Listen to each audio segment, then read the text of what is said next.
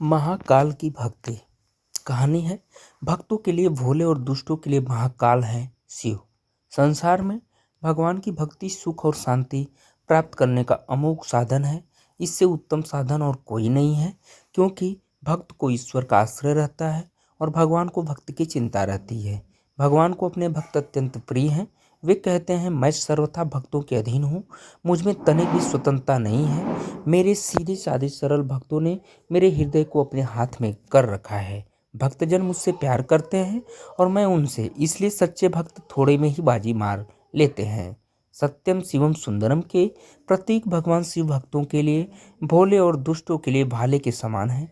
भोले भंडारी भगवान शंकर इतने दयालु हैं कि अपने भक्तों के कल्याण के लिए कभी नौकर बन जाते हैं तो कभी भिखारी का वेश धारण करने में भी जरा सा संकोच नहीं करते हैं।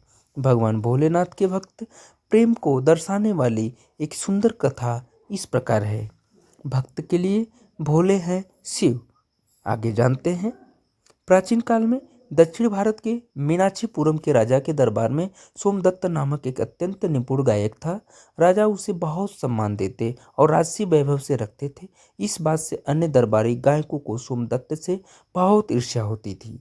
एक बार किसी दूसरे राज्य का एक प्रसिद्ध गायक इस उद्देश्य से मीनाक्षीपुरम आया कि सोमदत्त को गायन प्रतियोगिता में हराकर स्वयं राज दरबारी गायक बन जाए। वह गायक राजा से मिला।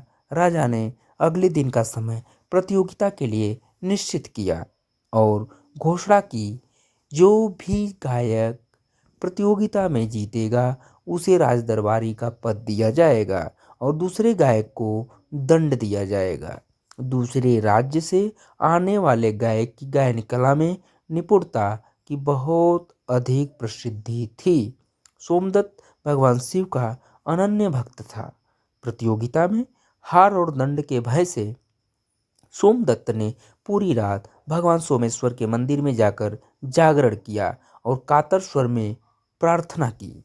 मैं जानूं तुम सद्गुण सागर, अवगुण मेरे सब हरियो। किंकर की विनती सुन स्वामी, सब अपराध क्षमा करियो। तुम तो सकल विश्व के स्वामी, मैं हूँ प्राणी संसारी। भोलेनाथ भक्त दुख गंजन, भव भंजन सुख सुखकारी। हे प्रभु, मेरी लाज और मेरा जीवन आप ही के हाथ में है। दया कर इस विपत्ति से दास को बचाइए। हे गिरीश, आपसे यही विनती है कि आप दीनानाथ और दीनबंधु हैं और मैं दीनों का सरदार हूँ। बंधु का कर्तव्य है कि वह अपने संबंधी को सर्वनाश से बचाए। फिर क्या आप मेरे सारे अपराधों को क्षमा कर मुझे इस घोर विपत्ति से नहीं उबारेंगे? अवश्य उबारेंगे, अन्यथा आप अपने कर्तव्य से च्युत होंगे और आपके दीनबंधु नाम पर बट्टा लग जाएगा। दुष्टों के लिए भाले बन जाते हैं शिव। इस कहानी को हम देखते हैं आगे। सोमदत्त के कातर शब्दों से भोले भंडारी का मन पिघल गया। अगले दिन प्रातः ही भगवान शंकर फटे पुराने वस्त्रों में एक भिखारी का रूप धारण कर दूसरे राज्य से आने वाले गायक के शिविर में पहुंचे और जोर से आवाज लगाई, नारायण हरि। आगंतुक गायक ने भिखारी के पास सारंगी देखकर पूछा, क्या तुम कुछ गाना बजाना जानते हो? भिखारी ने कहा, हाँ, मैं थोड़ा बहुत गा बजा लेता हूँ। गायक ने कहा, अच्छा कुछ सुनाओ।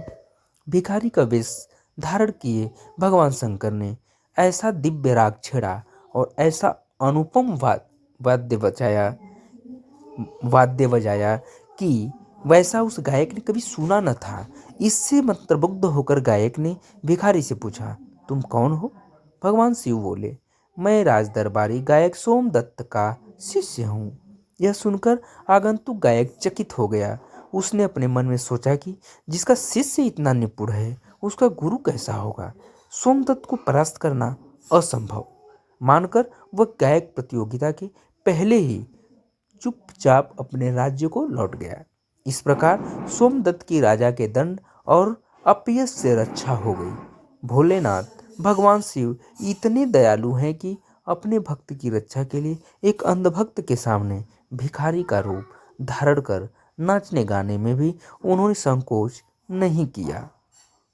सदाशिव सर्ववरदाता दिगंबर हो तो ऐसा हो। हरे सब दुख भक्तन के, दया कर हो तो ऐसा हो। ये भगवान भोलेनाथ की कृपा है।